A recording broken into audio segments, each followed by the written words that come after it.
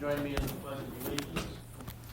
I pledge allegiance to the flag of the United States of America and to the republic for which it stands, one nation, under God, indivisible, with liberty and justice for all. Mandy, please call the roll. Young. Here. Butler. Here. Hopkins. Here. Dan Stryland. Here. And Raymer is absent, and Carlstone will be joining vehicle. All right, the City Council has adopted a code of civility. As elected officials, we pledge to promote civility through extending respect to others, listening to understand, disagreeing without disrespect, engaging collaboratively, and speaking up to address incivility. As a reminder, this meeting is being recorded and broadcast for Pella TV. So anyone who wishes to speak to council, please approach that microphone before you speak so that those at home watching and listening can see and hear you. Can I have a motion for approval of the tentative agenda? So moved. Support. Mr. Ryland, Hopkins, any discussion? Okay, all in favor, please say yes. Opposed, no. Mandy, please call the roll. Dan Stryland. Yes. Hopkins. Yes. Young. Yes. Butler. Yes. Motion passed. We're going to accept the Civil Service Commission Certified Police Officer list. Mike? Yes, Mr. Mayor, I'd be happy to explain this item. What this motion would do is actually accept the list that was approved by the Pella Civil Service Commission for the officers that are deemed qualified to be officers for the Pella Police Department. It is important to note, upon acceptance of the City Council, the Chief is free to hire anyone off of this list. Chief McShady, I don't know if there's anything else you'd like to add for Council's consideration this evening? No, there's not. Okay, can I get a motion for approval? So moved. Support. Young and Stryland, any discussion? Okay, all in favor, please say yes. Opposed, no. Mandy, please call the roll. Young. Yes. Dan Stryland. Yes. Butler. Yes. Hopkins. Yes. Motion passed. I'd like to appoint Jim Mueller to fill a vacancy on the airport committee. Jim is a member of the Marion County Board of Supervisors. Jim also has substantial experience serving as an elected official in the City of Pella as both council member and mayor. If approved, Jim would complete the remainder of the current term for the vacant airport committee position, which is set to expire on January 1 of 2030. Can I get a motion for approval? So moved. Support. And Stryland, DeYoung, any discussion? Okay, all in favor, please say yes. Opposed, no. Mandy, please call the roll. Dan Stryland. Yes. Young. Yes. Butler. Yes. Hopkins. Yes. Motion passed. This time we have opportunity for a public forum. Anyone wishing to address council regarding any agenda item, please step forward to the microphone, state your name and address. Please limit your comments to 3 minutes. Seeing none, we will move on. Can I get a motion for approval of the consent agenda? So moved. Support. Mr. Ryland, Hopkins, any discussion? Okay, all in favor, please say yes. Opposed, no. Mandy, please call the roll. Dan Stryland. Yes. Hopkins. Yes. Young. Yes. Butler. Yes. Motion passed. We will move into a public hearing on the proposal to enter into a development agreement and hangar ground lease with Pella Corporation. Mike? Yes, Mr. Mayor, I'd be happy to explain this item for those in attendance and those watching at home on Pella Fiber. I'd like to refer your attention to the big board for a presentation on this item. As Mayor Ward stated this evening, the resolution that council is considering would approve a development agreement and a ground lease for the proposed new Pella Corporation corporate hangar at the Pella Municipal Airport. It is important to note that we did discuss both the development agreement and the proposed ground lease that we are considering this evening on June 3rd, and the terms are essentially the same as what we discussed on June 3rd. So let's go ahead, please, Heidi, excuse me. Now, under the terms of the development agreement that we're considering this evening, Pella Corporation's responsibilities would be, they would be responsible for constructing roughly right around the 19,000 square foot hangar, and that hangar would have to be completed by January 1st, 2028. The estimated cost of the new hangar that we're considering this evening is $4 million, and Pella Corporation would be solely responsible for that. In addition, Pella Corporation is agreeing to a minimum assessment on their new building of $1.7 million for this as well. City of Pella's responsibilities under the terms of the development agreement is we would extend public infrastructure and utilities to the site, and we'd also council could reimburse Pella Corporation for the non-City of Pella utilities that would be used to serve the new hangar as well. Let's go ahead, please, Mandy. Now, a summary of the city's proposed cost for this project are listed up on the board, but as you can see, we have total estimated cost of just over $1,041,000 on this as well. Now, under the terms of the agreement, the hangar site would need to be graded by December 31st of this year, with that project is getting ready to be started as well. The apron expansion as well as the water main extension to the site would need to be completed by September 30th of 2026. So let's go ahead, please, Heidi. Now, the proposed financing source for the city's financial contribution of $1.1 million is a general obligation urban renewal bond. And we do have a picture up on the big board of the West Side Urban Renewal District on it. And basically what the theory is on the new valuations that would be built in this area, we're going to capture those valuations and help pay back the city for our cost, the debt service cost on the $1.1 million. $1.1 million used for public infrastructure for this project.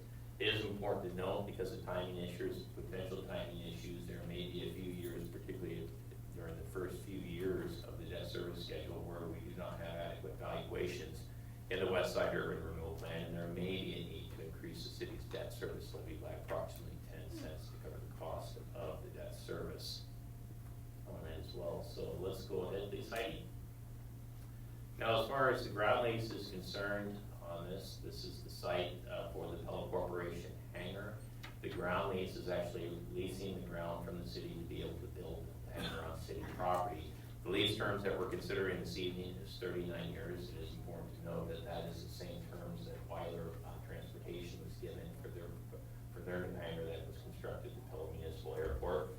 As far as annual rent for the ground lease, annual rent would be just shy of $17,000 starting on January 1st, 2026. And that rental amount will be reviewed by the parties every five years. Now, as far as tenant improvements on this, it is important to note that Pella Corporation will be responsible for constructing the complete cost of the $4 million hangar. But also equally important to note is that the termination of the proposed ground lease, all tenant improvements would belong to the City of Pella. So let's go ahead, please, Mandy. And I believe we have up here as well, we have the same term that we had in the Weiler lease, and specifically what this provision is in the event that the Pella Airport ceases being an airport, if the city was to proceed with a regional airport or some other endeavor, and we ceased operations at the Pella Municipal Airport, we would be responsible for reimbursing Pella Corporation for the net book value of the hangar. So that would be computed over 39 years, and the annual depreciation on that is just over $102,000. We do not view this as very likely, but that provision is included in the ground lease as well. Now, as far as the ground lease is concerned and the development agreement, Mr. Mayor, staff is recommending approval of both of these items, and that concludes our presentation this evening. I'm happy to answer questions the council may have on this item. Okay, thank you, Mike. Any written comments, Mandy? No written comments. Council comments, questions? I have one question. A $4 million hangar, and they're guaranteeing a minimum assessment of 1.7. Wouldn't the assessment be closer to $4 million? Yeah, what the minimum assessment is states that the assessor can't assess the building below 1.7 million, so they could always go higher, but the floor is 1.7. Okay, but if I were, it seems like if they build a $4 million building, the assessment's gonna be like $3 million anyway. Good, there's always well, that's a question for the assessor on how they would assess it, but it does not obligate the assessor to assess it for 1.7 million. What the agreement says is the assessor cannot go below 1.7, so that's the floor. That's just to basically guarantee the coverage of the bond. That's correct. There's included in our cost is grading of the actual site on it. The 1.7 million or the floor is intended to cover the site grading for the hangar itself. Call to assessor. Okay, anything else, council? Any comments from a member of the audience? All right, I'll entertain a motion to close the public hearing. So, Young, is that Hopkins? yeah. Okay. Any discussion? Okay, all in favor, please say yes. Opposed, no. Mandy, please call the roll. DeYoung, Yes. Hopkins, Yes. Van Strylen, Yes. Butler. Yes. Motion passed. Moving to the resolution number 6917, entitled Resolution Approving and Authorizing Execution of the Development Agreement in Hangar Crown Lease. I'm in the council meeting. I really think we could silence our phones. I'm in the council meeting. Bye-bye. Sorry. Kid surgery. Okay, I'll start with resolution number 6917, entitled Resolution Approving and Authorizing Execution of a Development Agreement Hangar Ground Lease by and between the City of Pella and Pella Corporation. I assume there's nothing to add, so I will entertain a motion for approval. So moved. Support. Van Strylen, Hopkins, any discussion? Okay, all in favor, please say yes. Opposed, no. Mandy, please call the roll. Van Strylen, Yes. Hopkins, Yes. DeYoung, Yes. Butler. Yes. Motion passed. Moving to resolution number 6918, titled Resolution Ratifying, Confirming and Approving Publication of a Notice of Public Hearing on the matter of proposed authorization of a loan agreement and the issuance of not to exceed $350,000 general obligation capital loan notes. Mike? Yes, Mr. Mayor, I'd be happy to explain this item. We have a somewhat combined presentation for the next 6 resolutions on the agenda this evening. And as Mayor Ward stated, what we're entertaining with this resolution is really authorization to issue, to take additional action for a potential bond issue on behalf of the city. And Pella is the gist of all 6 of these resolutions. It is important to note that we previously discussed each of these 6 projects, each of these 3 projects that we're considering this evening as well. So let's go ahead, please, Heidi. Now, the first item that we have that pertains to the library's HVAC system, we have a proposed issuance of not to exceed $350,000. That would be payable from the city's debt service fund.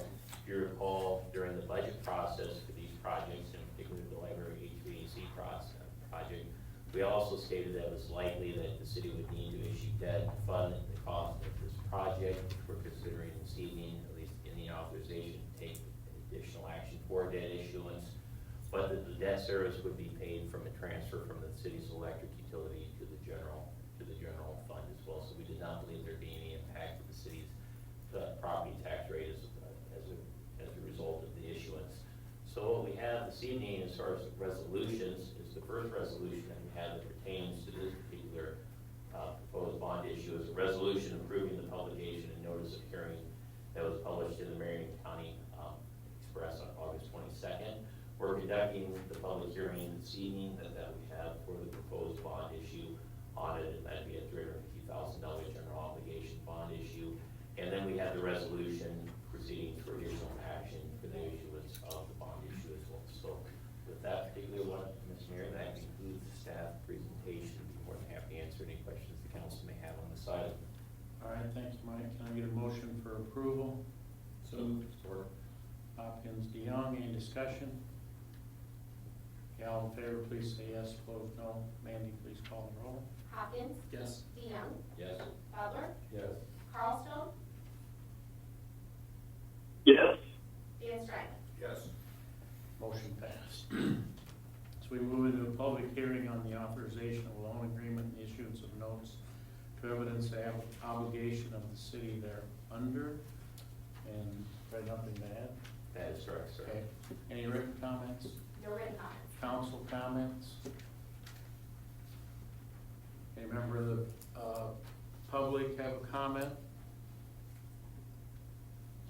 All right, I'll entertain a motion to close the public hearing. So moved. Van Strylen, Hopkins, any discussion? All in favor, please say yes. Opposed, no. Mandy, please call the roll. Van Strylen, Yes. Hopkins, Yes. DeYoung, Yes. Butler, Yes. Carlstone. yes, Motion passed.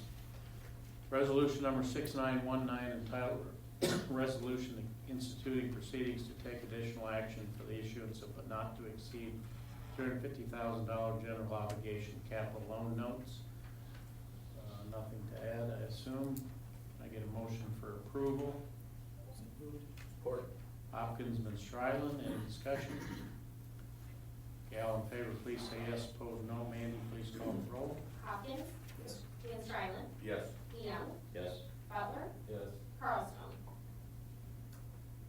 yes, Motion passed. Resolution number 6920 entitled Resolution Ratifying, Confirming, and Approving Publication of a Notice of Public Hearing on the matter of the proposed authorization of a loan agreement and the issuance of not to exceed $900,000 general obligation capital loan note. Mike?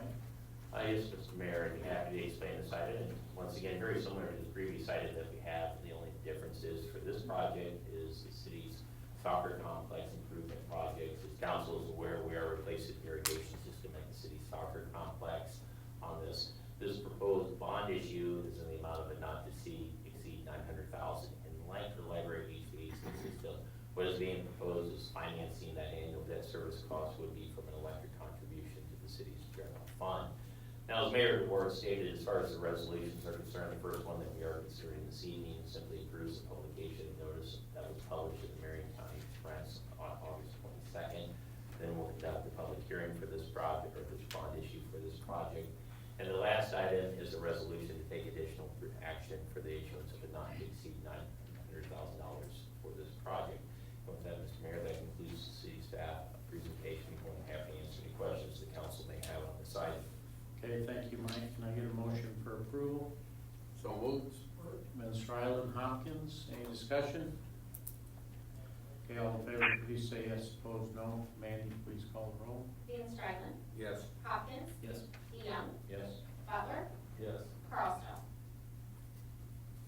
yes, Moving to a public hearing on the authorization of a loan agreement and the issuance of notes to evidence the application of the city thereunder. Any written comments, Mandy? No written comments. Council comments? Any public comments? Okay, I'll entertain a motion to close the public hearing. So moved. Support. DeYoung, Hopkins, any discussion? Okay, all in favor, please say yes. Opposed, no. Mandy, please call the roll. DeYoung, Yes. Hopkins, Yes. Van Strylen, Yes. Butler, Yes. Carlstone. yes, Motion passed. Resolution number 6921 entitled Resolution Instituting Proceedings to Take Additional Action for the Issuance of Not to Exceed $900,000 General Obligation Capital Loan Notes. Can I get a motion for approval? So moved.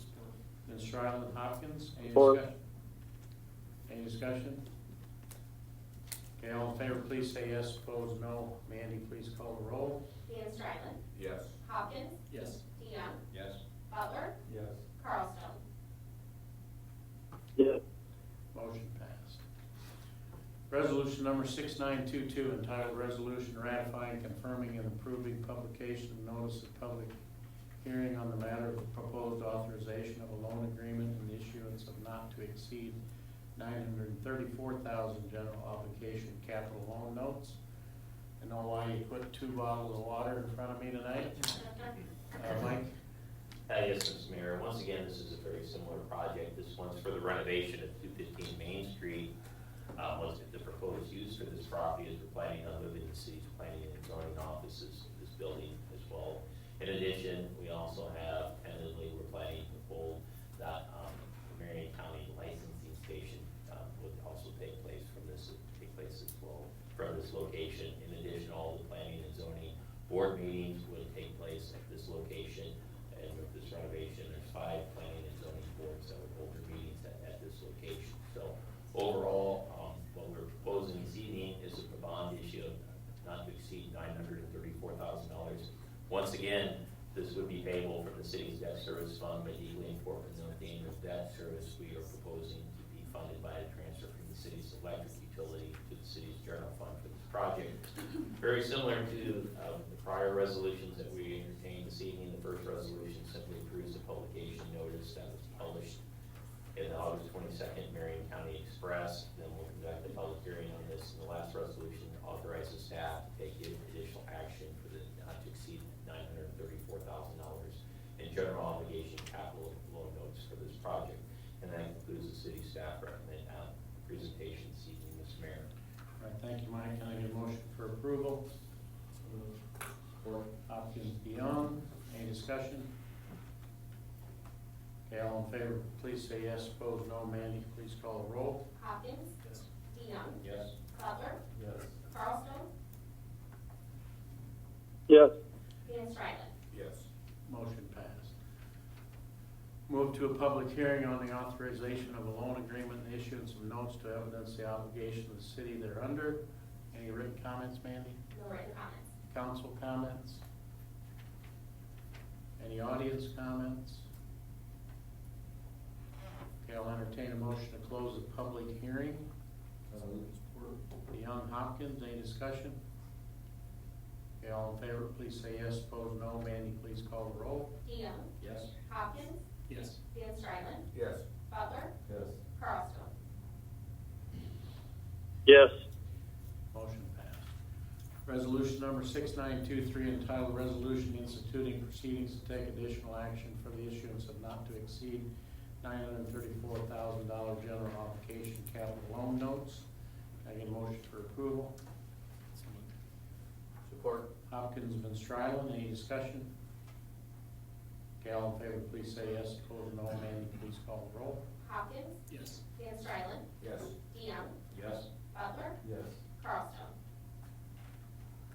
yes, Motion passed. We talk about special event permit request for Oktoberfest. Mike?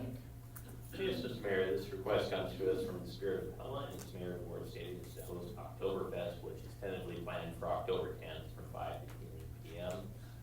This would be a new event. We do have a description of the event up on the big board.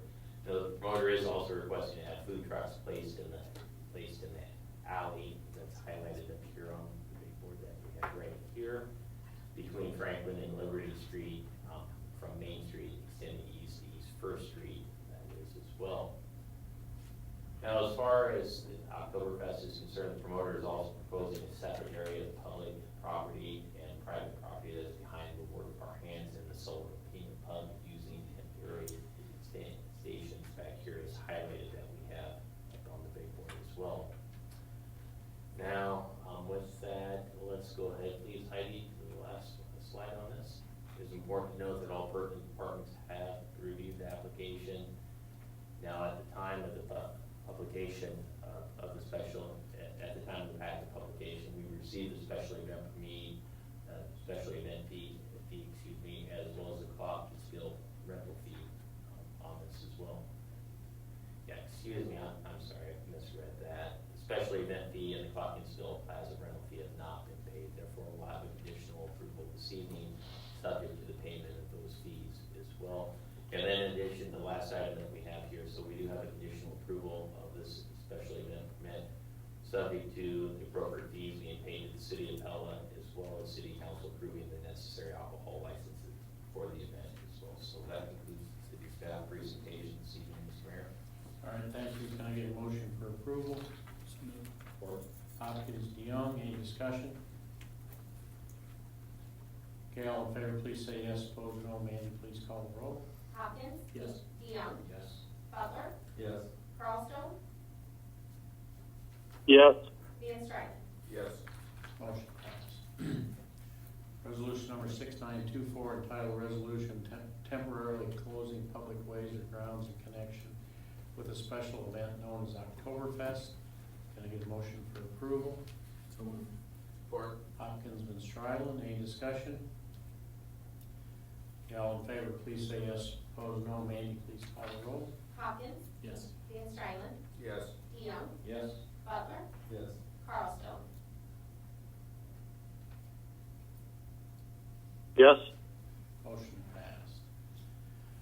Temporary Class C alcohol license with outdoor service for the Pella Peanut Pub during the October special event.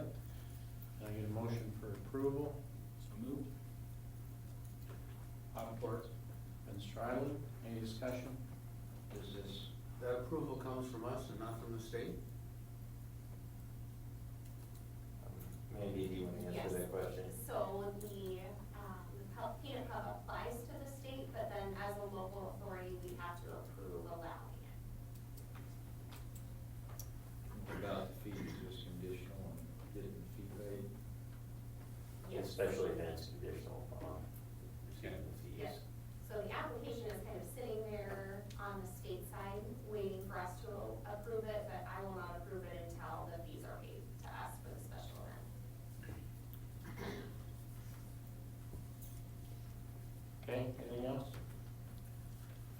in favor, please say yes. Opposed, no. Manny, please call the roll.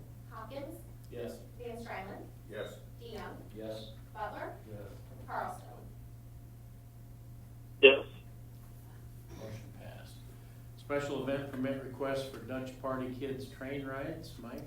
Okay, so Mr. Mayor, I'd happy to explain this item. This request comes to us this evening from Mr. Jeff Jorgensen, who is with the Dutch Party Kids, and they've applied for a special event permit to take place on Thursdays from 3 to 7 p.m., starting on September 4th and concluding on October 30th. It is important to note that the park promoter has been informed that this event cannot interfere with any other special events that take place on these Thursdays, such as the Pella's Farmer Market, such as the Farmer's Market. It is important to note that all pertinent city departments have reviewed this application. The application fee has been paid, however, we have not received the certificate of insurance, and therefore we are recommending conditional approval pending receipt of the certificate of insurance for the event. Okay. Thank you, Mike. Can I get a motion for conditional approval of this special event permit? So moved. Support. Hopkins and Strylen, any discussion? All in favor, please say yes. Opposed, no. Manny, please call the roll. Hopkins, Yes. Van Strylen, Yes. DeYoung, Yes. Butler, Yes. Carlstone. yes, Motion passed. Resolution number 6925 entitled Resolution Ordering Construction of the Indoor Rec Center Sanitary Sewer Improvements and fixing a date for the public hearing thereon and taking bids therefore. Mike? Yes, Mr. Mayor, once again, I'd like to refer everyone's attention to the board for a brief presentation. As Mayor Ward stated, what we're simply doing with this resolution is we're authorizing October 7th as a public hearing date for the proposed indoor recreation center sanitary improvements project. And we do have a diagram of the proposed improvements on the big board. Now, when we talk about the sanitary sewer improvements that are associated with the rec center, what we have up here is the blue line that you can see. My pointer is not working on the screen, but the blue line represents the private service line from the indoor recreation center down to the lift station, which is the yellow station right there. From that station, we'll actually pump the sanitary sewage from the rec center down to the city's force main on Old Highway 163, and that represents the red highlighted area. If you combine all those three improvements that we just mentioned into one, the estimated cost of this project is $1.1 million. Now, once again, this resolution simply establishes October 7th as the public hearing date for the project. Council authorizes this resolution. We'll conduct a bid letting on this project on September 30th, and hopefully we'll have the contract for consideration on October 7th. Now, it is important to note that the final completion date for this project is estimated to occur on November 20th, 2026. And Mr. Mayor, we are recommending approval of the resolution this evening. Okay, thank you, Mike. Can I get a motion for approval? So moved. Support. Hopkins, DeYoung, any discussion?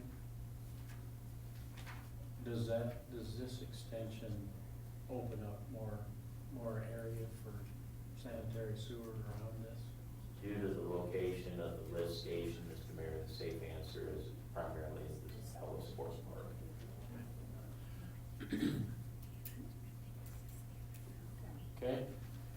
Okay, all in favor, please say yes. Opposed, no. Mandy, please call the roll. Hopkins, Yes. DeYoung, Yes. Butler, Yes. Carlstone, yes, Van Strylen. Yes. Motion passed. Resolution number 6926 entitled Resolution Authorizing Execution of a Funding Agreement with the Heart of Iowa Regional Transit Agency. Yes, Mr. Mayor, as Mayor Ward stated, what we're entertaining is a contract with HERDA this evening, and as audience members may be aware, HERDA provides transportation services within our corporate limits. The contract that we're considering this evening would expire, be a one-year agreement expiring on June 30th, 2026. Now, under the terms of the agreement for transportation services, the city would reimburse HERDA $2 per capita, which equates to approximately $21,640. On this, that would be paid in two equal installments, one in the fall of 2025 and one in the spring of 2026. City attorney has reviewed the agreement this evening. It is important to note that we did discuss this request on July 15th. The council instructed staff to proceed with the contract that we're considering this evening. And with that, Mr. Mayor, staff is recommending approval of the agreement this evening. Okay, can I get a motion for approval? So moved. And Stryland, Hopkins, any discussion? Okay, all in favor, please say yes. Opposed, no. Mandy, please call the roll. Van Strylen, Yes. Hopkins, Yes. DeYoung, Yes. Butler, Yes. Carlstone. yes, Motion passed. Resolution number 6927, entitled Resolution Approving Change Order Number 1 with Municipal Pipe Tool for the Sanitary Sewer Chip Lining Project. Mike? Yes, Mr. Mayor, I'd be happy to explain this item. As Mayor Ward stated, we're entertaining change order number 1 for a sanitary sewer lining project that will be conducted this year as well. Now, as far as the change order that we're considering this evening, we do have the segments identified on the map on the big board. Equally important to note that these segments are on East 3rd Street as well as Morningside Drive, and they're approximately right around just shy of 900 linear feet of sanitary sewer line. Now, this change order was approved by council this evening. We started off with the original contract of just over $234,000. Change order number 1 is the amount of $40,420.25. It is important to note that the contractor is holding their bid price for the original project as well. So that would leave us with the revised contract of just shy of $275,000. Now, our engineer on the project is Garden and Associates. They reviewed the change order and they are recommending approval this evening. So with that, Mr. Mayor, I'd be more than happy to answer the questions the council may have on this item. All right, can I get a motion for approval? Support. Hopkins, DeYoung, any discussion? Okay, all in favor, please say yes. Opposed, no. Mandy, please call the roll. Hopkins, Yes. DeYoung, Yes.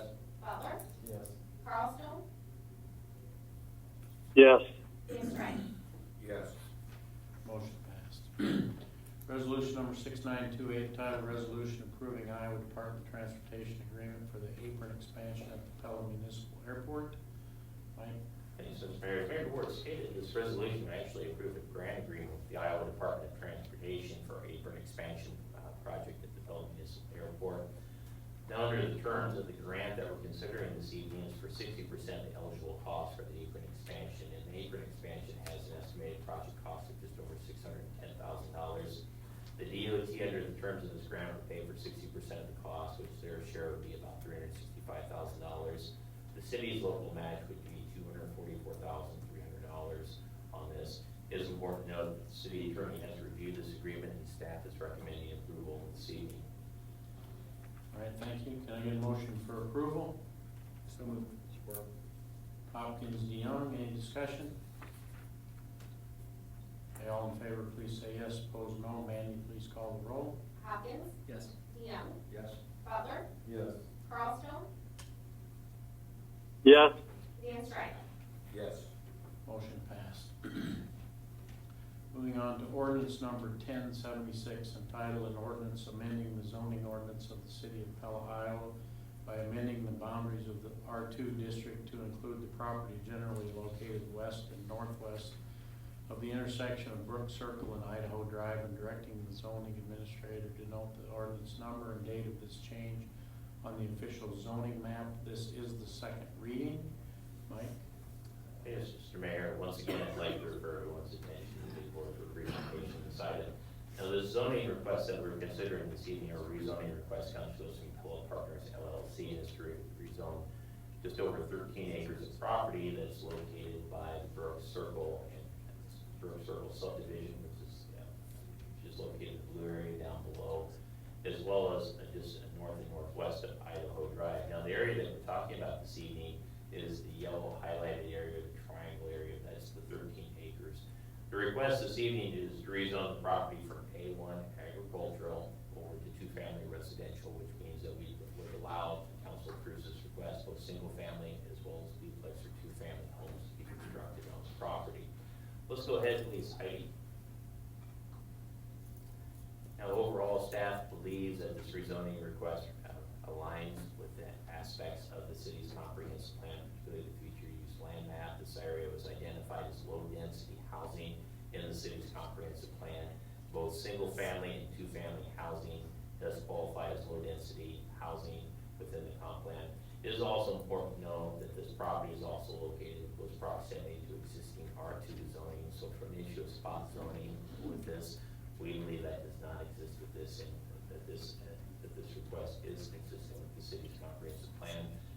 Now, I would like to also inform the council that the Planning and Zoning Commission approved this rezoning request at their July 28th meeting, and the city staff is also recommending approval this evening. All right, can I get a motion for approval? So moved. Support. Hopkins and Stryland, any discussion? Okay, all in favor, please say yes. Opposed, no. Mandy, please call the roll. Hopkins, Yes. Van Strylen, Yes. DeYoung, Yes. Butler, Yes. Carlstone. yes, Motion passed. Can I get a motion for approval of the abstract of bills of number 2182? Move to approve major warrants. Support. DeYoung, Hopkins, any discussion or questions?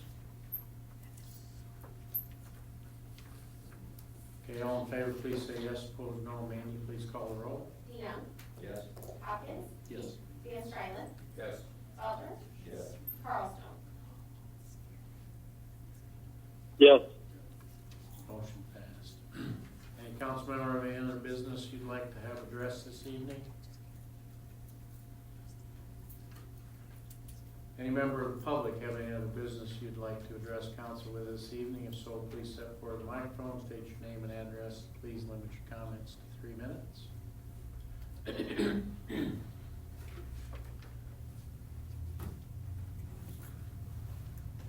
Hi, my name is Steve Akala, and I just moved to this area on Good Friday.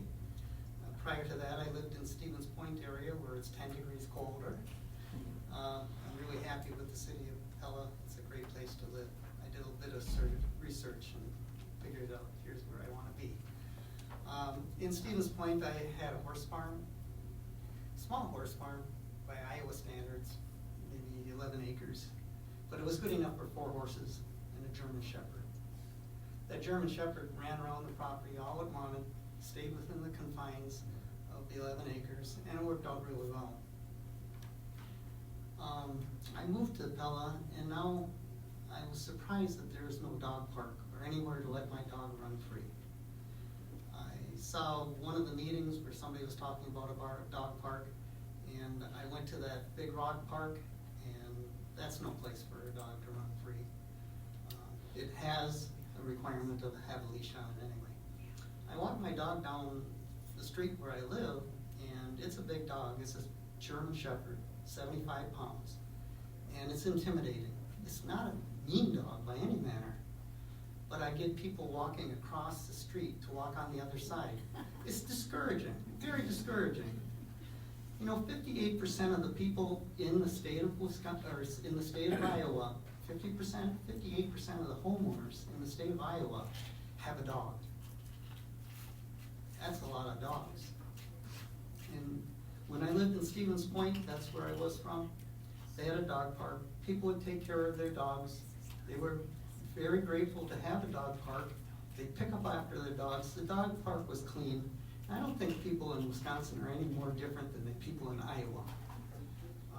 So I'm a proponent of a dog park. One neighbor, who wasn't all there, I don't think, had a scratch on her, and she told somebody that a dog bit her. And I had a police officer come to my house and talk to me about that. And I told the police officer, I have a halo collar. I keep my dog in my property by GPS signal. I have am I done? No. I have a regular harness, and then I can grab a hold of the dog when I walk it. And I've done everything I can. I don't want anybody saying that my dog bit somebody, because it's not a dog that's going to bite people. Again, I'm a proponent of the dog park, and I hope you can see to it that the dog park is put in place. Anyone else?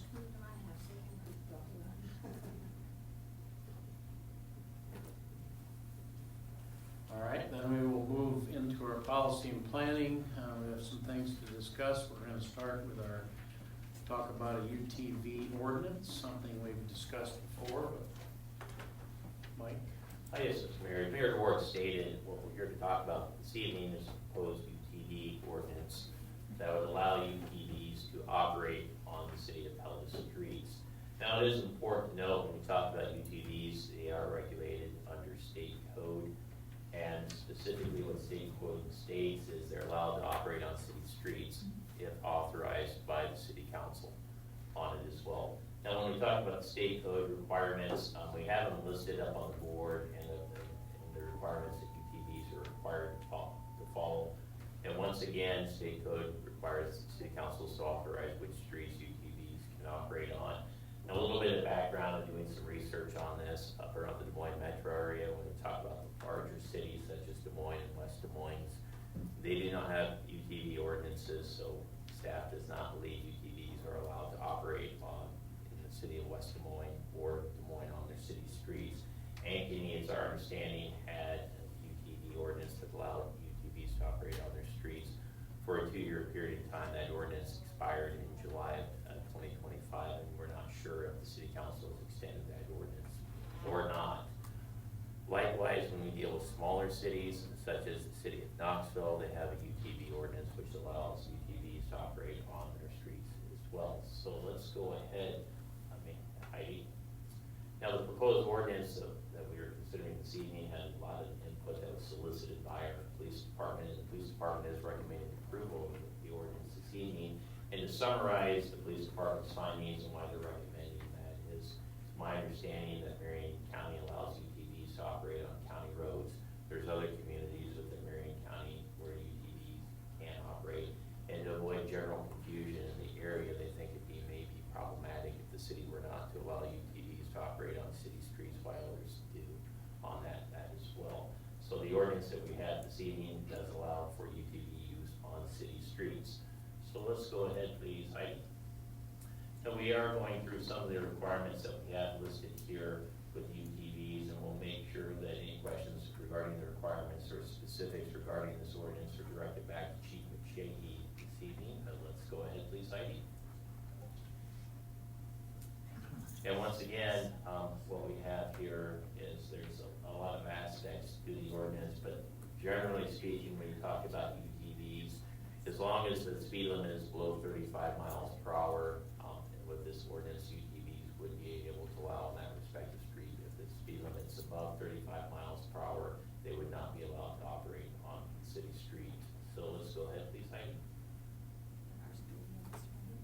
Now, as far as options that we have considered this evening, option number 1 would be to proceed with the ordinance plus any modifications that council desires to make to the ordinance, and this would be formal consideration to amend the city code, so it'd take 3 public readings on the ordinance. Option number 2 and 3 are really closely aligned. If we take no action, the city attorney has stated unless you have an ordinance allowing UTV usage on your streets, they're not allowed on the streets, and that's legal counsel's opinion on it as well. So when we look at option number 2 or 3, if we don't pass an ordinance, then the city attorney's opinion on the matter is that UTV usage would not be allowed on the city streets on this as well. And option number 4 would be any other alternative that council desires to make at this time. But basically, proceed with the ordinance plus any amendments the council may have with the amendments, or take no action. Under the no action, UTVs would not be allowed to operate on city streets. So with that, Mr. Mayor, that concludes the staff presentation. Be more than happy to answer any questions the council may have on this item. All right, thank you. Yes, what do you think? In general, I like it. I don't know that I've ever seen a UTV with doors. Oh, yeah. Oh, yeah, okay. Some of them are fully enclosed. I liked Ankeny's 2-year kind of trial period that he mentioned. If we're looking at that, if we're actually looking at changing the ordinance or enacting the ordinance, I like that idea of we do that, make it 2-year, then we review it, see how it's working, or a year, whatever the case may be. responsible to me than some of the golf cart drivers, and especially the little kid golf cart drivers. I was surprised at the, restriction to daylight hours only, especially when it says they're supposed to run all the time with headlights and taillights. So it's like, okay, you know, in the wintertime, it gets dark at, what, 4:30, 5 o'clock. Somebody that's using it for their getting to and from work, they're got a problem. I was also surprised at the age of 18, can't get a license here in Iowa at 16. 16, okay. So I don't know why we would push to 18. There won't be that many 16-year-olds riding, but. They want their cars. Yeah, they want cars. Councilmember Butler, those are very good questions, and I'd like to refer them back to Chief McShady to address both of those questions, please. All good questions, all good discussions. When I crafted this ordinance, it was very important to align it with Iowa code. And the reason we do that is many people don't perhaps know or understand that officers have up to at least 2 law revisions a year where new laws come in, they have to learn those laws. Case laws, probably monthly, and it's a lot to keep up with, and they're expected to know these laws without the benefit of looking anything up or doing any research. Whenever we can simplify or align something with an existing code, it's preference. This makes it cleaner, makes it easier for officers to understand. So Iowa code does require the 18 as a minimum age. Not that I don't see your point, but it just kind of makes it cleaner. To address your the sunrise and sunset was a safety consideration that I took in that, yes, it required headlamps on at all times. If you remember, cars started doing that a couple decades ago, right, with, your headlights being on. As the chief of police, I thought it was an interest of safety to prohibit that use at night. Ultimately, obviously, it's a council's decision, but that was just my recommendation. Well, I had an email, you guys probably got the same email, that questioned those 2 parts of the ordinance. Well, the dusk to dawn, which you've addressed your reasoning for putting in. The other one was the 35. So where do we have 35, where do we have higher speed limit than 35 in the city limits? Well, aside from the 4-lane, you have Idaho Drive, that increases to 45. And then, on the east side of town, that 55-mile-an-hour stretch, which runs north-south. And then also on Clark Street, south of town, Yes. Chief. Correct. That's the sports park, Vermeer Mile, Chick-fil-A, those are all 45. So you can't do any of those places if it's restricted to a 35-mile zone. So, yeah, I wasn't sure where we had, that was one of them. And that 35 is also the Iowa code standard as well.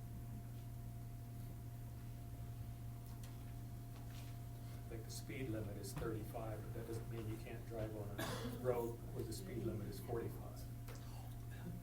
And by the way, the ordinance for electric bicycles allows riding at night with lights.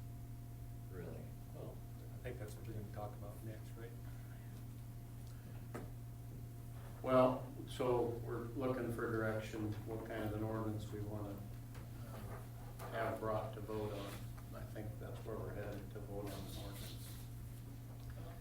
ordinance.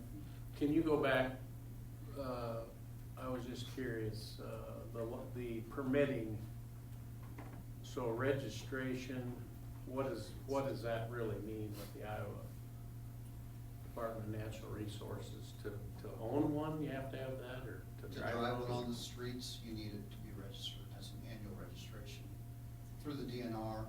There are provisions for out-of-state operators to come in and use their UTVs, and there's a provision for an out-of-state registration process. Can we institute a fee to drive them on our streets? Cannot. Can't, okay. That's I think a double taxation issue, if I'm not mistaken, but the sticker has to be prominently displayed. It's probably not something that we could read maybe as easily as we could a tag, but it is there, it's obviously trackable, so. It's just a little $30 ticket. And I assume the proof of the insurance is probably required when you get that DNR permit? No? No.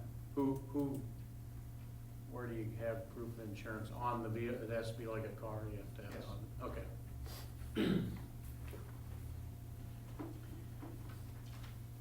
So this is not necessarily speaking against, but Friday night,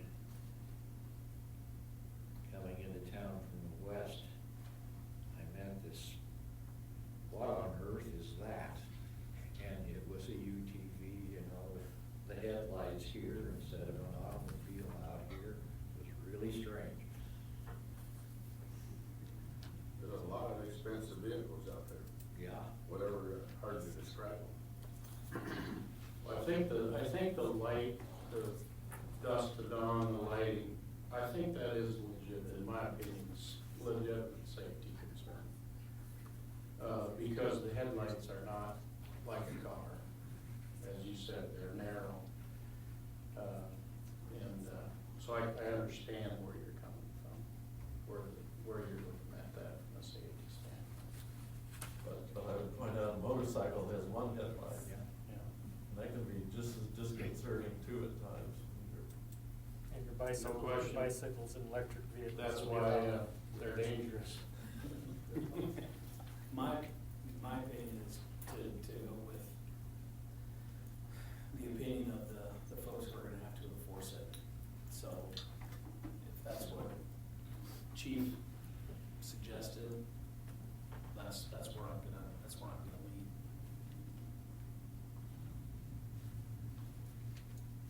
I have a question. I hope I'm not interrupting anybody.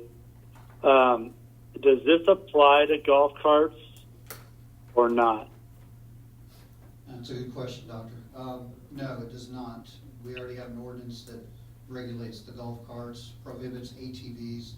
I think those are pretty well written. So this would be separate and a new ordinance, separate from this.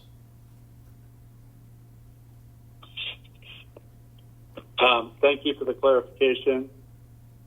I agree with the ordinance, and I think a trial or at least a revisitation in 2 years would be very reasonable.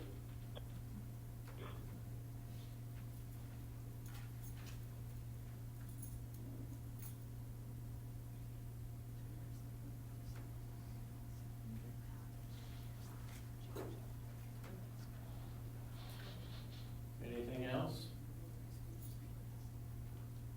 So the feeling I'm getting is to bring this particular ordinance up for a vote. So proceed with proposed ordinance authorizing operation of the UTVs, establishing the rules. Now, if I could ask a question, Mayor, just for clarification, what about the 2-year trial period? Is that something we want to include with it?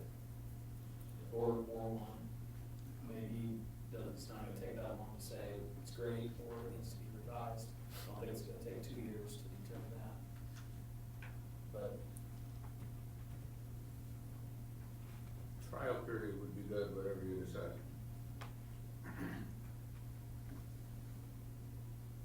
Sounds like we're gonna have to rewrite the bicycle code. If we keep these people off the street. And I hear the objection that these things run more economically than a car. And that's what they're trying to do, is save some maybe fuel costs and have a vehicle that's more fun to drive than a car.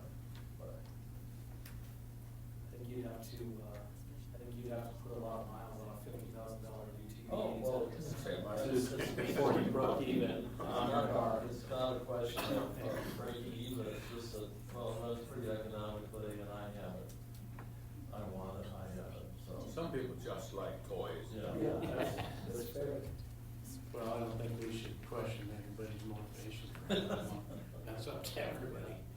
Our task is to decide whether we want to regulate them on our city streets. And I think the consensus is that we do want to regulate them or allow them. I don't saying to, I mean, right now, we have an ordinance that says they aren't allowed, and you see them all over anyway. They don't say they aren't, but they're not. We're deferring to the state code, I think, is what we're doing now, so to write our own set of rules probably makes some sense. I don't know how you would, if it's an ordinance, how you would put a time frame on it or whatever, for trial period or whatever. You can always go back and change ordinances if you want at any time.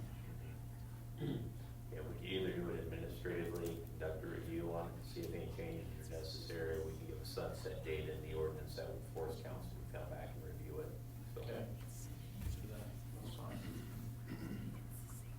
Okay. Okay. Okay. All right. Moving to electric scooter regulation. Okay. Ooh. All right. On this item, staff received a request from an elected official to talk about electric scooters and other personal transportation devices that operate on city streets and sidewalks. Now, in crafting the proposed ordinance that we have this evening, it's important to note that the police department did quite a bit of analysis on this, and we have listed up the sources that they use to craft this proposed ordinance that we have this evening. Let's go ahead, please, Heidi. It is important to note that scooters and electric bicycles are currently regulated by state codes. So once again, if there's questions, which I'm sure there will be with this proposed ordinance, police chief's going to tell you that they're currently regulated under Iowa code as well. And that's what we tried very similar again to do with this proposed ordinance, is to align with state code on it as well. Now, as far as the ordinance itself is concerned, Chief also listed some other ordinance sections that we would have to make modifications to if council did proceed with adopting this ordinance this evening. But let's go ahead, Heidi, and let's talk about some of the details of this as well. It is important to note that it requires the users, the ordinance that we have this evening, to abide by Iowa traffic codes when operating devices on public streets or roadways. Equally important to note when we talk about electric scooters, and I'm sure this will be one of the questions, they are allowed to operate on both city streets, and correct me if I'm wrong, Chief, but most of the sidewalks within the city under this. And we'll get to some of the exceptions to the rules here very soon. As far as speed limits, once again, they have to comply with the rules of what's allowed on city streets as well. Let's go ahead, please, Chief, and I believe within the ordinance itself, as far as the speed limits, 25 miles an hour is the maximum speed limits on that for the devices to operate on as well. We'll explain that here very shortly. Now, as prohibited areas, when we talk about sidewalks, the ordinance states that scooters, electric scooters, and electric bicycles would not be allowed on public sidewalks in the central business district area, and then the business, if the property abuts a business on there. We're probably going to have to make some modifications to that definition to tie it down, and narrow it down a little bit better there as far as enforcement of this, as enforcement of the ordinance goes on this. But I think the intent was, as far as electric scooters and electric bicycles, is generally when you look at this central business district, and for discussion purposes, the central business district is the area that immediately abuts and is adjacent to Central Park on it as well. I think that's what the concern was as well. So with that, let's go ahead, please, Heidi. Now, as far as the ordinance that we have, and once again, we'll defer all questions to the police department this evening. On it, the options that we have is to proceed with formal consideration of the ordinance, plus any modifications the council may wish to make to the ordinance. Option number 2 is to take no action on the ordinance as well. So, and simply refer to state code, which is what the existing regulations are under that. So, we'll be prepared, the police department is prepared to talk about the option, take no action, well, if we did anything, didn't do anything, and some of the problems that the chief and police department sees with that option. So, with that, Mr. Mayor, that concludes the staff presentation. Be more than happy to answer any questions the council may have on this item. Okay, I like the not on the sidewalks downtown, because that's where I've had a lot of people get run over. There's nowhere to go downtown. When you're out on the side street somewhere walking, you have a chance to jump into the grass or something when they come whizzing by. It's obviously a problem. I I hear about it from a lot of people, and I think a lot of you do too, so. But how how to regulate it is difficult. Should they be on sidewalks, period? What is more hazardous to ride one of these on the street or endanger other people? It's a great question, and the answer is it depends on who you talk to. You know, I've had a lot of conversations myself, and with the Police Chiefs Association, there's been a lot of discussion amongst chiefs. Obviously, we're not the only city, experiencing this issue. It becomes pretty problematic when you say only streets or only sidewalks. And I'll just kind of give you an example that I see every day, riding around town, and even on my days off. You'll see a family and their 3- and 4-year-old on bicycles on that sidewalk. You wouldn't dare want to put that 3- and 4-year-old in the street. Conversely, you see some things on the sidewalk that you wish were in the street because they're going too fast. So I don't know that any ordinance such as this would, guarantee a reduction or a safer. But certainly what it does do is it gives officers clear guidance on how and where and when to enforce, and giving guidelines that we can push out through public service announcements, social media posts to get the public informed so that they can in turn inform their children. Secondly, there's a lot of things nowadays that we have that we didn't have when ordinances were written 10, 20 years ago. And I think it's smart to prepare your ordinance for future technology. And so this does that as well, putting kind of like a catch-all. It also talks about other personal mobility devices. When you see that, what you should be thinking is those who need those devices to get around. So they're largely exempt from the central business district. You would see those on the sidewalk as you would expect. So really what it does is, again, it aligns with code, but it also gives our officers clear direction on how to enforce that. But I think it's a bit confusing to say we were only going to allow this on streets or only this on sidewalks. The general rule is if they're in the street, they have to abide by traffic code. We had an officer last week who stopped a bicycle for running a 4-way stop sign, as they should. So it's important to get that message out. They've always had to do that, by the way. But it also gives some other regulation. For instance, it gives the city ability to erect a sign now that prohibits this type of use in this area, should the council direct to do so. So little provisions like that. And then lastly, it's important to remember that currently we don't have any enforcement teeth on special events to prohibit those within that special event area. There's nothing in our ordinance and nothing in state code that allows us to regulate that. And this ordinance would do absolutely that for not just tulip time, but any council approved special event. And what it gives the police department the authority to say, you're not riding that in here, it's too dangerous. Whatever the device is, minus the other personal mobility devices, we're not gonna get those out, right? So I think it's a good jumping off point for discussion. This ordinance was a combination of two that I researched that I thought were very, not only well-written, but written recently enough to cover some of the issues that we're having here. Happy to answer any of those questions, for sure. I've seen more scary situations for old people, maybe even less mobile than I, with scooters than with bicycles. I mean, and then 3 of them together and zipping through a street. It takes an effort on both sides, right? Yeah. So there has to be a public safety campaign. We have to continue to get that word out. You get that shiny new scooter, Christmas or whatever, but no other discussions are had. And so I think that's an important component of this. This isn't going to be the end all, but it does give the proper regulations in place and the enforcement teeth that we need, that if we get a complaint, we know how to handle that complaint. And When then they we weren't can take electric, action. they weren't nearly as dangerous. They didn't go as fast. At least it seems like to me. Yeah, you have to move your feet pretty quickly to go as fast as some of these scooters go. Are there any regulations, like back when I was in junior high, everybody wanted to turn 14 so they could ride their moped and have freedom to roam around Marion County. Is there anything like age restrictions on these? fact, none of the ordinances that I researched or reviewed had an age restriction, except if you're talking about a class 3 electric bicycle, they class those in speed categories. And that was the only thing that I saw that it made sense to me, and it was also included in this one. So, but that was the only place.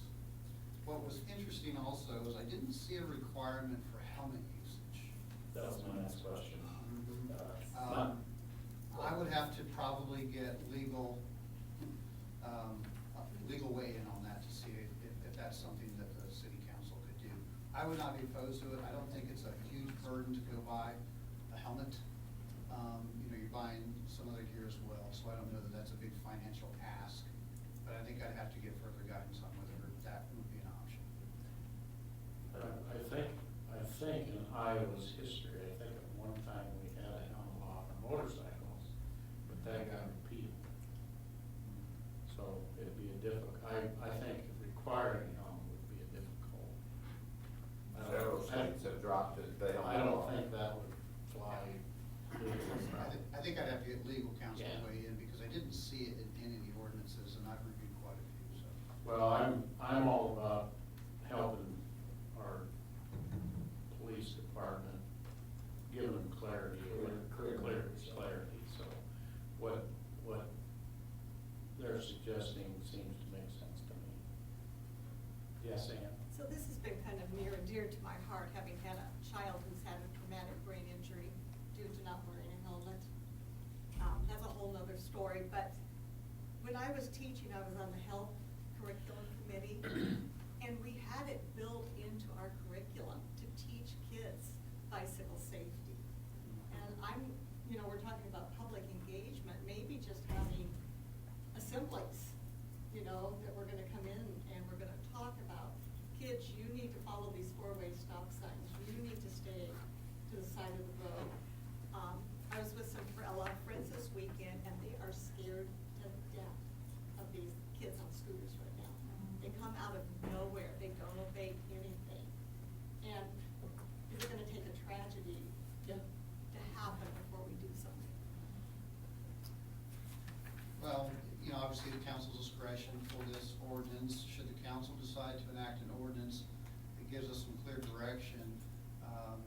Obviously, that is one of the areas that our officers would engage the public in and get that information out as well, not only through making adjustments and stops along the way, but through public safety announcements. And so I don't think we can ever stop, in that regards. We're going to have new challenges, but I think this is a good start to tackling this issue.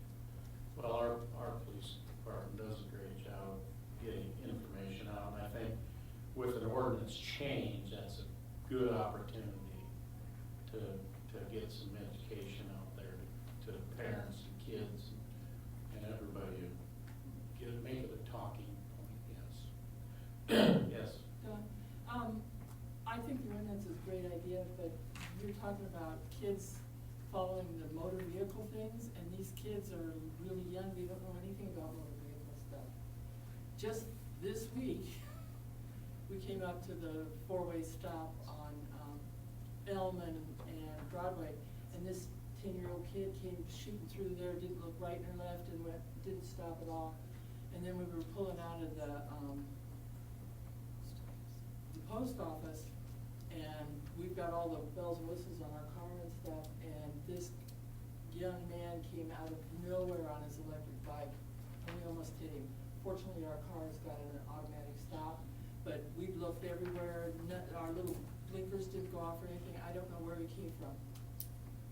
And then he looked at us like we were doing something wrong. And that's this week. So they don't know motor vehicle stuff. Yes. Yesterday, I spent most of the afternoon pruning the bittersweet by the sidewalk. And round and round and round came 2 boys, maybe 10 years old, on their electric scooters. They had something between them, and then the girl behind them had a rope attached to that, and she was on roller skates. And they went round and round the block in the middle of the street. What could go wrong? I don't even want to begin to start talking about what I did when I was 15. Did you ever ride on a car hood in the ditch, on the snow? Or Getting pulled by a car. Yeah. Safety wasn't our concern at the time, so. But I like I said, I think if we, let's move, I would suggest we move an ordinance forward that gives our police, everybody has to understand, we don't have a policeman sitting on every corner, every street to monitor all of this, but at least it gives an opportunity for some discussion and education and clarity for the police department to do something about it if they see issues, because it certainly is an issue, we know that. Do we want to sunset this one for review? Yeah, we certainly can. I like that idea. Have chief come back and, see what Obviously not. what results or examples happen sometime. There's some hoverboards in there too, chief. They're covered under the definition. Okay, so we'll probably be seeing a couple ordinances in the near future for UTVs and these electric devices. All right, Mike, Marion County Partnership Agreements. Hi, yes, Mr. Mayor, as council is aware, our current local option redistribution agreement with Marion County expires on December 31st of this year. Now, it is important to note, when we talk about Marion County, and Heidi, if we can go ahead, please. We'll start off with the redistribution agreement. A little bit of background on how we came up with the percentages for the current redistribution agreement. Originally, the City of Pella had a redistribution agreement back in 2007 with Marion County for the first time the city enacted the local option sales and services and tax. That agreement was renegotiated in 2011, and we included the City of Knoxville in the redistribution. Now, when we renegotiated the agreement with Marion County in 2011, it was thought that with each city that there had to be some sort of basis as far as the redistribution amounts. And the agreed upon compromise at the time was that each city should receive about 60% of what you generate as far as the local option sales and services tax. Back in 2011, the City of Pella generated 54% of the local option tax in Marion County, and Knoxville was right around, I believe, at 20 to 29%, roughly the same percentage of what they are right now. Actually, it was a little higher percentage of Knoxville than the 29%, because both cities still contributed about 95% of local option tax in Marion County. If we look at the City of Pella, what's happened since 2011, we went from 54% up to 65%. So if we were to use that same methodology basis with Marion County, instead of the current 8% that we receive from Marion County, we would receive 11%. And so when we look at the new agreement, and I would like to back up when we talk about the supervisors, I think this is an excellent example of government bodies working together to solve kind of what we call quirks under Iowa law. And for really the betterment of all communities in Marion County, we're very appreciative of our redistribution agreement we have with Marion County. And I would also like to mention too, when we talk about the supervisors, Marion County supervisors and redistribution agreements, as far as I'm aware, Marion County is the only county in the state of Iowa that redistributes a portion of their local option tax to cities within their jurisdiction. There may be others, but I'm only aware of Marion County, so we're definitely appreciative of it. We're thankful for the supervisor's actions since 2011. But as far as renegotiating the current agreement that expires at the end of December, what we're proposing is a 5-year agreement, and the first 3 years of the agreement would be still at the same 8%. And the reason why we're proposing to stay at 8% under the first 3 years of the agreement is Marion County currently has a contract with the City of Knoxville, where they're reimbursing or redistributing local option revenues for the next 3 years at 4%. So if we went with the same methodology that they've approved for Knoxville, under that methodology, we'd be at 8%. So we'd be at a total, they'd be at a total of 12% for the first 3 years. Years 4 and 5 of the agreement would be at 11% on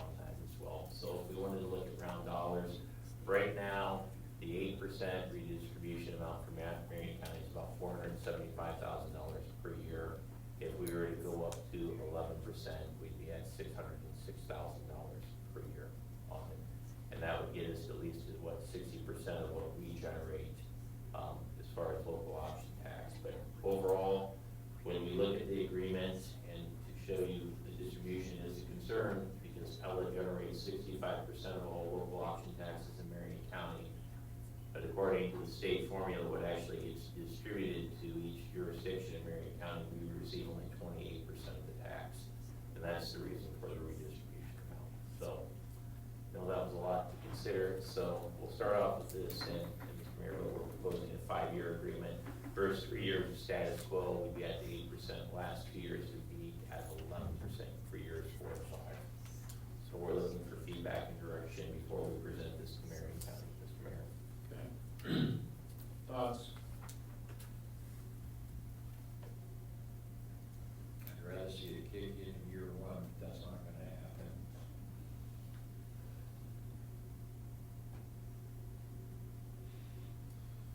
I think that's something we absolutely need to do, so. Oh, yeah. Yep. Have a conversation. Okay. Okay. Yeah, we got 2 more Marion County items. While we got a captive audience with the supervisors on their redistribution agreement, there's 2 other items that we'd like to present with them as well. As council's aware, we're planning on extending University Street in 2026. But what you may not be aware is a portion of that street is actually in rural Marion County. So we had Jordan and Associates look at this and analyze what percentage or what portion of the project is in rural Marion County, and they did also a recommended cost allocation on the project. Now overall, when we take a look at the University Street project, it's roughly a $6.1 million project. According to the allocation of the city engineer, Jordan and Associates, we came up with a percentage of the project that was in Marion County just over 16%. That equated to roughly $995,000 for the extension of University Street. So what we would propose, and Heidi, let's go ahead to the slide on the next slide. This is the University Street extension that we can see that's just north of the old sports park. The yellow highlighted area is the area that's in rural Marion County. What we would propose is a funding agreement for the University Street extension project, in which Marion County would be responsible for 16.28% of the cost of the project, which we would believe would be $995,000 on it. And once again, before proposing this to the supervisors, we wanted to make sure that council was supportive of this proposal, and we also wanted to make sure that we address any questions or concerns that council may have on this item. So we're looking for feedback once again on this item, Mr. Mayor. Okay. I would love to have financial support, but I have to raise the question, down the road, are we gonna regret not just incorporating that land? Well, with incorporating the land, that's one of the areas, it's one of a few areas around town that probably should be considered in the city of Pella, but I also know there's some complications right now. And it's, at least it's our understanding there's complications as far as annexing the property. Someday there'll be developments and. Potentially. Would that hold up extending the street? We don't believe so. In fact, with that, if we don't change anything with annexation, we're gonna need an agreement with Marion County anyway on the street extension, because when you start getting into speed limits on the roads, on these shared roads, it's always problematic. And so, no, it's not problematic. You have to discuss things with your neighbors, and especially when you get into portions that's in rural Marion County. A lot of times they're done on handshake agreements with the city of Pella. When you talk about roadway responsibility, snow plows, and things like that. So we believe we're gonna have to have an agreement anyway for this extension project. And while we're talking about the agreement on it, we might as well talk about the financial allocation for the road project as well. Can you go back to the diagram of the road? So the yellow part, so you're talking about annexing. So the Vermeer Manufacturing owns all of the land that's, it's just the north side of the road that's outside the city limits, right? Correct. Yeah. We already have the south side of the road, right? That's correct. Yeah. So it's just, That's a good thing. well, they're very cooperative, obviously, but I'm not sure they want us to annex them in. And it's But also, anyway. it's also our understanding there's a tenant that currently lives on that property as well, so maybe the last time we checked on it, so. There may be some others, sorry. Well, originally, we looked at the property back, and this was a few years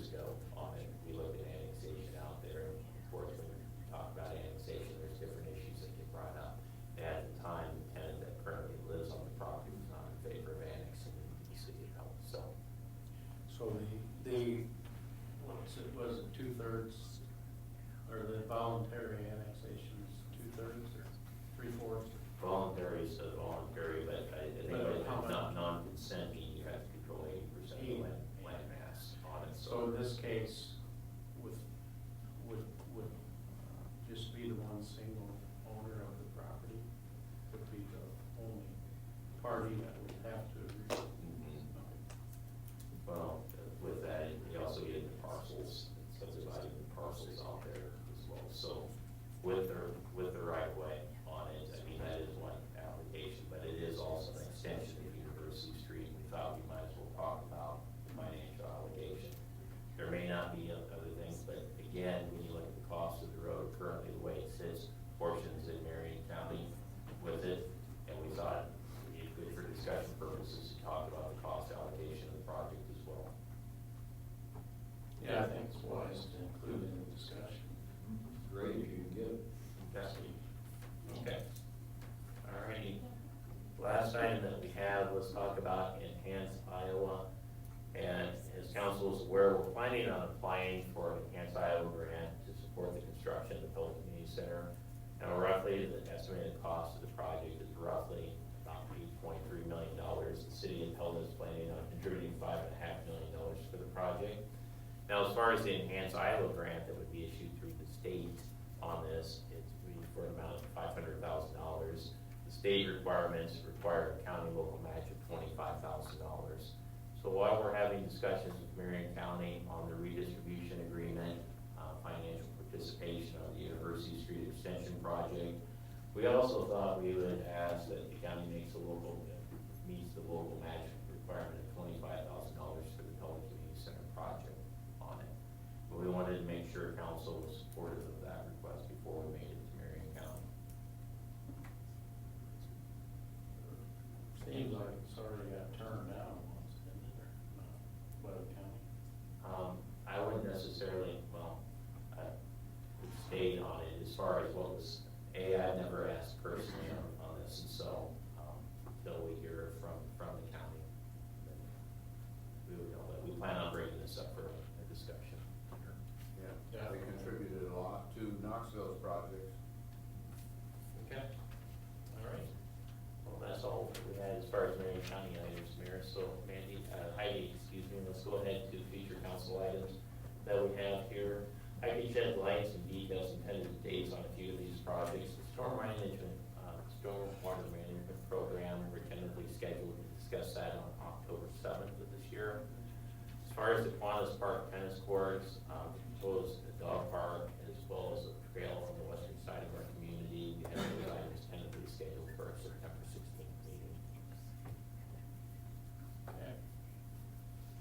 What has to happen yet before the dog park is a go? We have two items on it. We'll need to have a contract with the Pella Dog Park Association, and that's what we'll be talking about on September 16th. And then we'll actually need to have a lease from the Army Corps of Engineers for the project. So we believe that they're not opposed to the project, and they would be willing to grant the city a lease, but those two items we have to need to proceed.